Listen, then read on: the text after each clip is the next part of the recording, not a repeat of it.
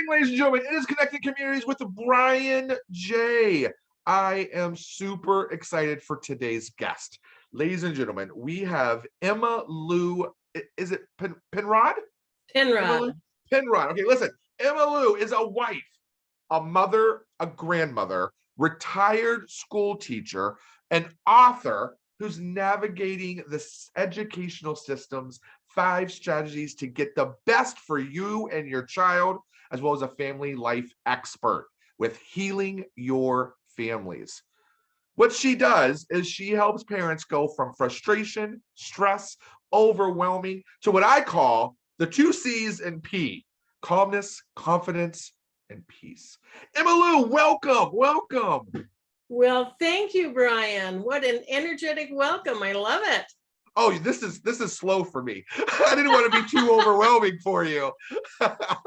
So you are in Utah right now, correct? That's right. But you've lived all over: Arizona, Virginia, Maryland, California.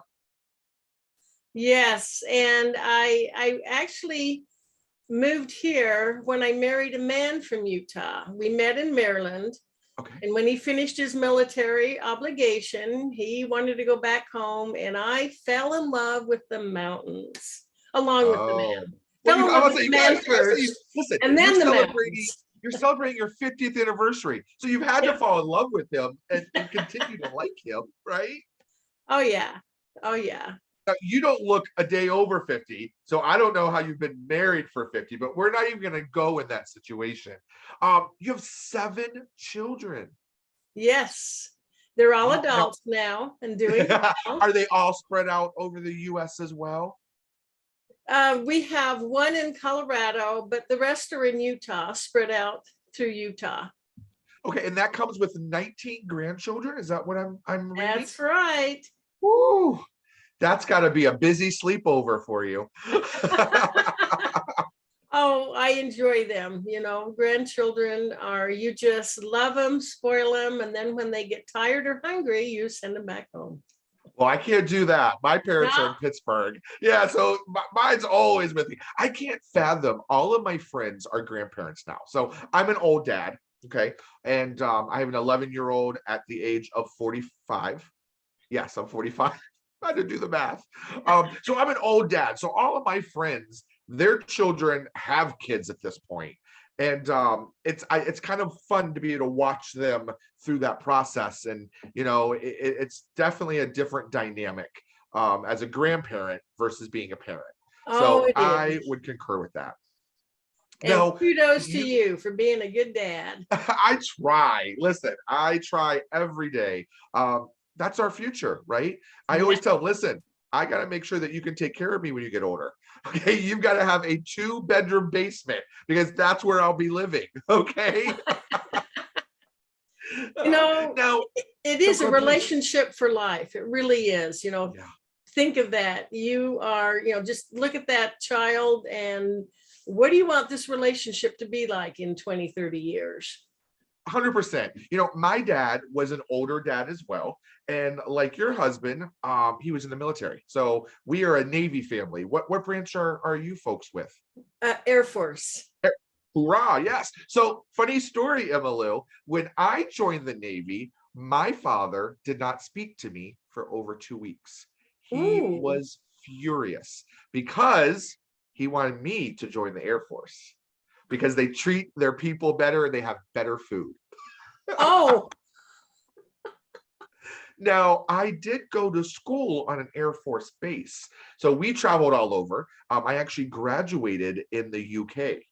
So that was an experience for sure. Have you been overseas in your traveling or just country? Yes. I have visited the UK, you know, for a few days. Gotcha. So I'm certainly no expert. Oh, I'm no expert either.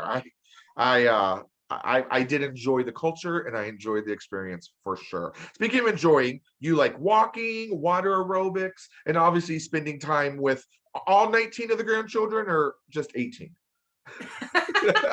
All of them. Now, a lot of my grandchildren are adults. Okay. So that blows my mind. Like, you really don't even look a day over 50. So the math in my head. You are so kind. absolutely going It's the crazy. Botox of Zoom, There it is. It's the filters, right? So let's talk about healing your families and how that started. So you were a school teacher. Is that what I recall? Yes. And it probably started, well, actually, I think it started when I was a child. I remember when I was 11 years old and I was carefully observing my parents' interaction, how they treated each other, how they talked about each other when the other one wasn't there. And I just remember deciding that I wanted a marriage like that. They had a really good, healthy relationship. And so that's when I started studying how people interact. But it was when I was a school teacher and I witnessed families from an outside perspective, watching especially parents of children with special needs and the sacrifices they make to help their child. And sometimes there's frustrations when they're trying to communicate with the school district and getting everybody on the same page. And before I retired, I started my podcast in support of families with the intention of just providing some useful information to parents. And as I retired from school teaching, I knew I wanted to move forward with my own business in helping and strengthening families. Families are the foundation of our society. We need them. We want to make the world a better place. Let's start with the foundation. And I think parents today are facing challenges no previous generation had to deal with. So I'm here to support them. I would agree. So I'm going to age myself here. I remember when the microwave came out. Okay. Just the technology aspect of what has transpired. I was at a soccer game last weekend and, parents are giving these to their children. Mhm. Could you imagine giving something like a phone to your child? Like that blows my mind in my childhood. My mom go outside. You don't Yep. spend here. We watch TV Saturday mornings for the cartoons with cereal, right? Huh? And that was it. I mean, Yeah. cartoons now are on 24/7. You never have to miss a cartoon now. And it just blows my mind on where that has come. Same thing with education. My son entered kindergarten, and the things that he had to know before going into kindergarten blew my mind. And even now, here we are 7 years later, and I have some friends with kids and they're getting ready to go, and they even need to know more. And I'm like, I thought that's what kindergarten was for, was to teach your name, your address, The how to tie pressure, your shoe. the pressure is on the teachers, the students. It's alarming. It's concerning. Do you think the pressure's on because we teach for test? Yes, that's the pressure. It's, if you look at the history of our education system, it started out when parents in a community decided, well, let's form a co-op and find a way to educate our children. And the parents built the school and hired the school teacher. And it was even held, school was in session when the children weren't needed to do the farm work at home. So, and then from there it's evolved, and now it's this federally mandated curriculum. If the states want the federal funding, they need to comply. And There are so many charter scary. schools. Do you guys have a lot of charter schools in Utah? Yes, we do, and I taught at one. Okay. So I'm familiar with them, and I think they're a great option. Parents, I talk about that in my book, that understand all of the options wherever you live. What's your take on homeschooling, especially pro or pre-COVID? I did that for 11 years. When our oldest child was approaching school age, we looked at the option and we didn't feel good about that. And we happened to learn of a family that was homeschooling. It was like a whole new concept. But really, you were your son's first teacher, right? You teach him how to talk, So it made sense to just continue that. And so I talk about that in my book too. I think that's, situations vary. In a lot of families, both parents work. It may not be a viable solution, but there are always options. I've seen some neighborhoods where the parents just formed a co-op. Okay, I've got a background in music. I'll teach them music. Science, you teach them science. I have not seen that here. So that's actually very interesting. I think that could have been very beneficial during COVID, right? I mean, I know for myself, I'm not a teacher. I'm not. And I learned patience during COVID with my son. I learned understanding, and I realized that following his pace was so important. Oh, you And right there. yeah, yeah. If we needed to slow down or speed up, we slow down, we sped up. I learned on cues on when he was getting overwhelmed. I mean, here's a perfect example. So he is now, I'll backtrack. At about 4 years of age, Jackson Robert, his mother and I noticed some opportunities with him. He was a math genius. I mean, by 3, he was adding and subtracting. I mean, just galore. He was knowing things, and we never realized what he didn't know. Okay. But he would never use his hands. He always wanted you to hold things, do things. And through few months, other things and symptoms started popping up. And it was by the time he was 4, Holly and I both stated, hey, listen, we're going to give him till this amount of time. So he has a year before he starts school. And at that point, if we're still not happy with what's happening, we will push the panic button and go from there. So that panic button was pushed, and we went through a lot of different occupational therapy. So what we found is that Jackson, without a diagnosis at this point, because they really couldn't diagnose until he was like 5 and 6, but we found that he had some processing disorders, specifically sensory. That was a struggle for him. So we were in occupational therapy twice a week, putting these coping mechanisms with him, and really learning as a parent as well on some of these tools and resources to do. As he got into kindergarten, we were extremely blessed. And I say that wholeheartedly. The school system was absolutely amazing. His kindergarten teacher was very familiar with sensory processing disorder. One of her children ended up having it. Her classroom was set up for these types of things as well. So I was very lucky. It was an easy transition. Yeah, awesome. I mean, awesome, hands down, it was amazing. And through that process, we went ahead, we got him officially diagnosed, and he had a couple of different things: anxiety, OCD, sensory processing, and then dyslexia. Whereas most kids obviously are going to write their letters backwards and so forth. Jackson took it a step further and had definitely had some discrepancies. So again, we put resources in to make this acceptable. So here we are going into 6th grade, junior high, and Jackson is in all honors classes. Okay. He is now, the kid is dyslexic, and he is reading at an 8th to 9th grade level. Okay. Because we value education.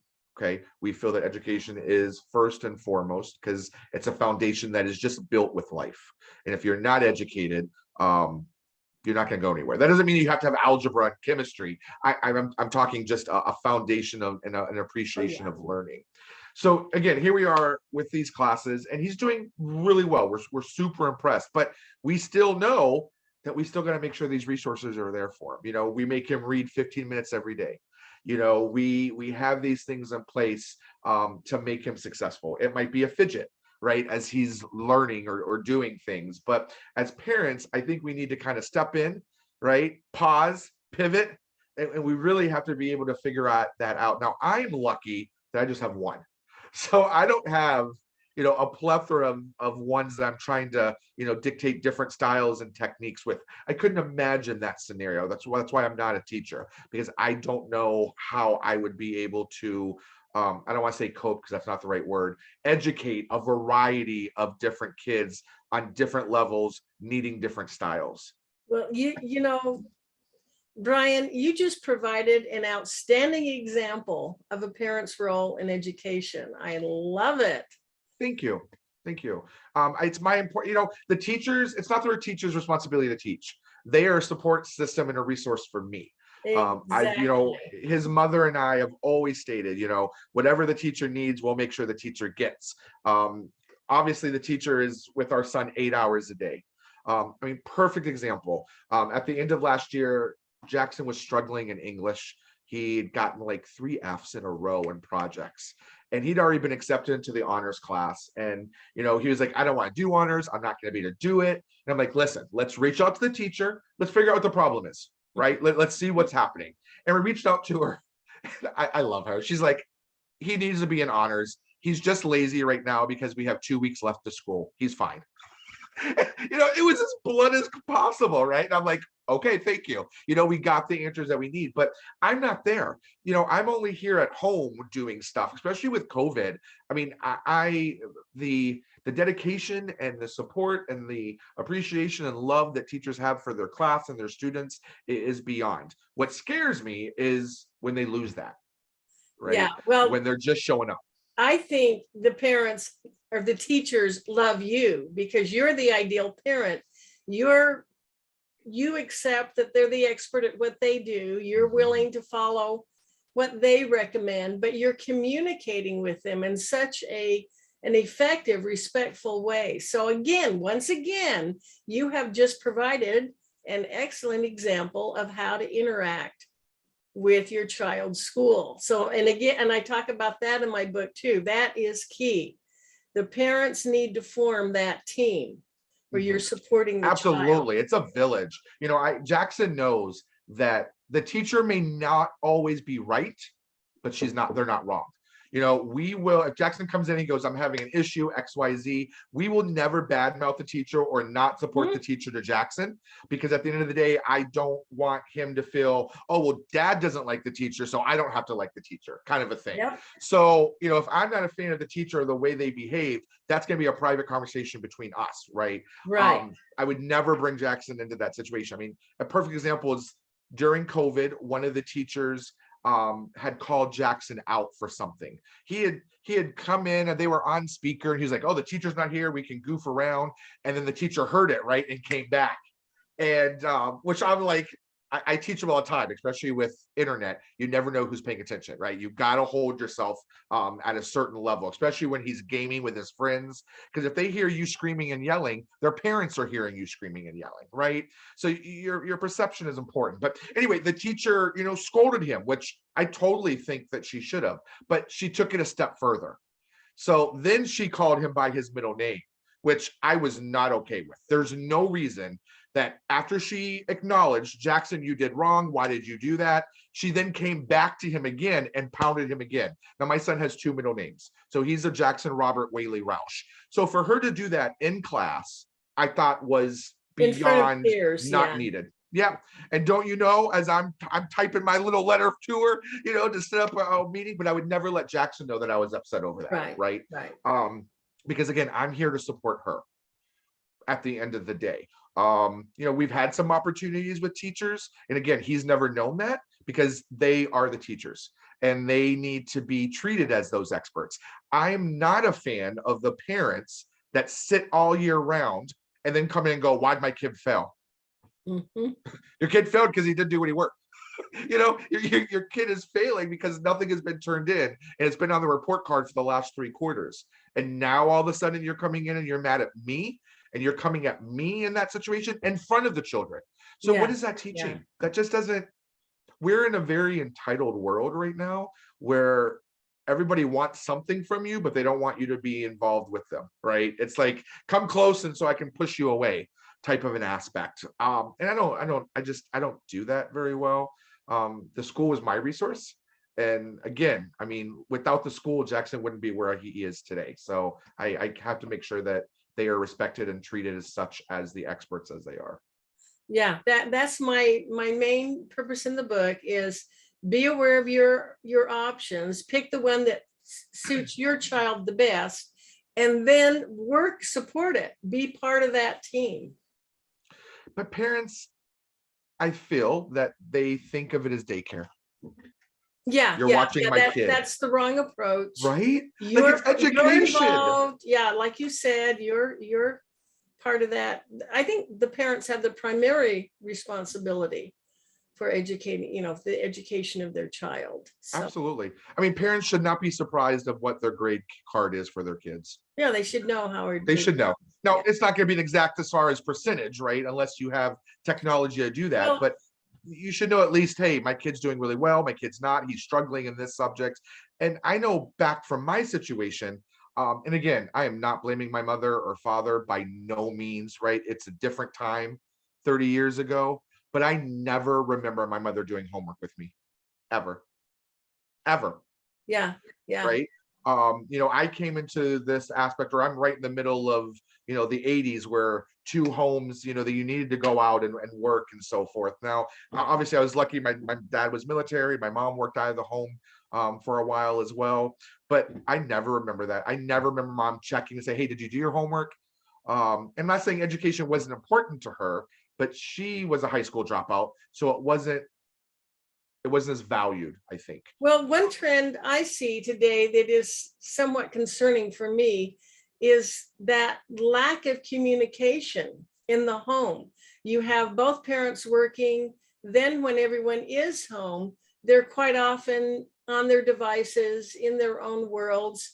And it's more than just that the parent isn't aware of what's going on at school.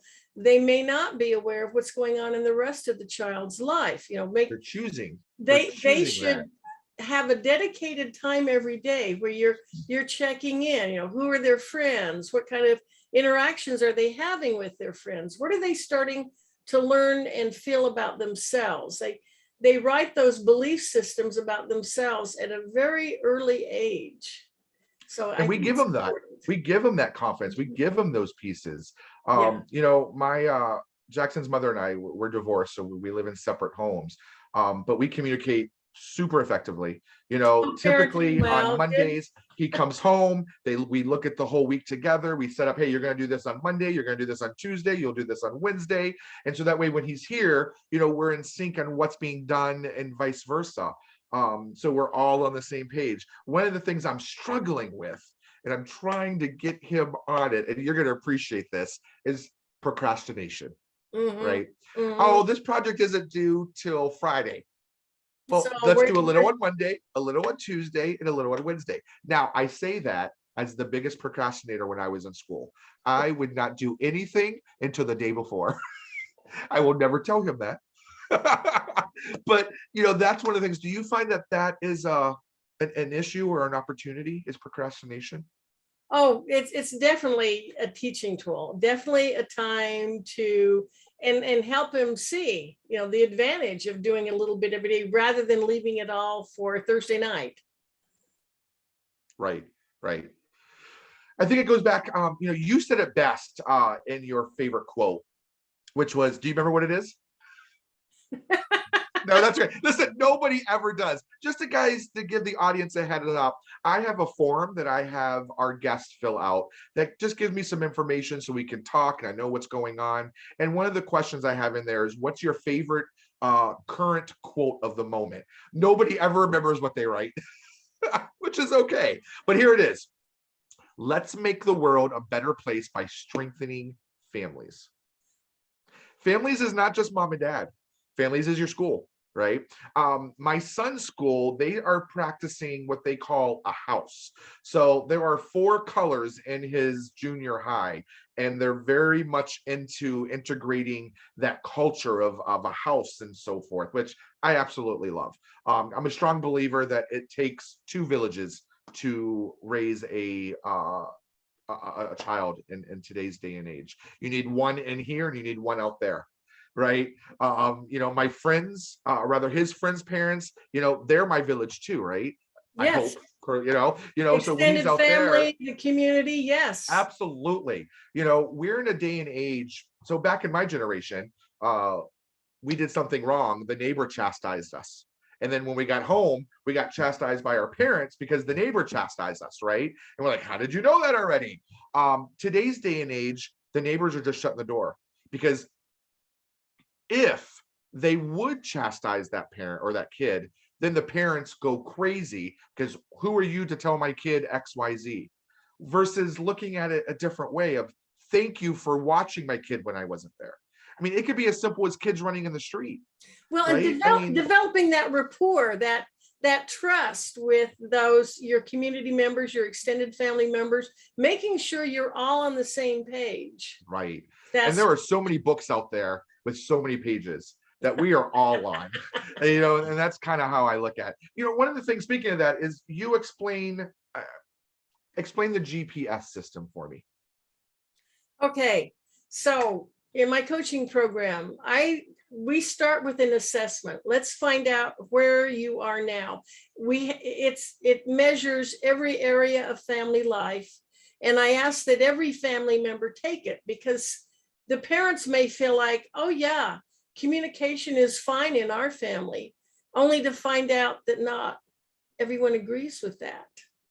So you find out where you are. And then let's set goals. What kind of relationships do you want? What do you want communication to look like? How do you want the home maintained? What quality of how do you want to spend time together? So that's the destination. So we start out our beginning point. This is where we are now. And then we map the route to the goal, where we want to be. And communication is key. I started young with Jackson, and some say I did great, some say I screwed up, but I made our car a no consequence zone, meaning he could share whatever he wanted to share in the car, and there'd be no consequences. One time, we were talking, and I found this map in his bag. It was an escape route for skipping school. He was in 3rd grade, maybe 2nd. So I said, okay. I said, let's talk about bank robbers. I said, when someone robs a bank, that's wrong. He goes, absolutely. I said, did you know the guy that drives the car is just as guilty as the people that robbed the bank? He goes, no, I didn't know that. I said, and you know what else? He goes, what? I said, do you know the person that drew this map is just as guilty as of the people skipping school? He goes, I don't think we should skip school, Dad. I don't think we should skip school. Another thing that I ended up doing, and I did it as he got older, was we have a notebook. And in the notebook, he can write a question down, and I'll give him an answer with no rebuttal. So it's just a yes, no, or whatever that question is, with no follow-up. And then we just change that back and forth. Now, 2 or 3 days later, I kind of slide that into a conversation if needed to be, right? Just to make sure we're still on the right page. But those 2 things have worked very well for me. I tell him all the time, because he tells me I'm his best friend. And I said, that is amazing, but you are not my best friend. I said, you will be my best friend when you're 28. Then we could be friends, but I'm going to be your dad until you're 28. Mm-hmm. And I will live by that. I will not be his friend until he's 28. You have created that safe space for him that he can share. He can safely share his feelings, his fears, his concerns. And that's another vital role. Yeah, I wanted to make sure that, one, in this world, people aren't going to care if he doesn't have an arm, right? When he's 25 and he's out doing things, people aren't going to take a second look. No one is going to love him as much as his mother and I love him. Nobody's going to care. Once he walks out that door, they don't care if he comes back, right? And if he doesn't have any arms, he still has to take out the trash. So he has to use his words. He has to form those relationships and to be able to ask for assistance and be able to have that confidence to do the things that he knows he can do and be okay with the things that he cannot. Yeah, true. I try. So tell us a little bit about healing your families as a whole.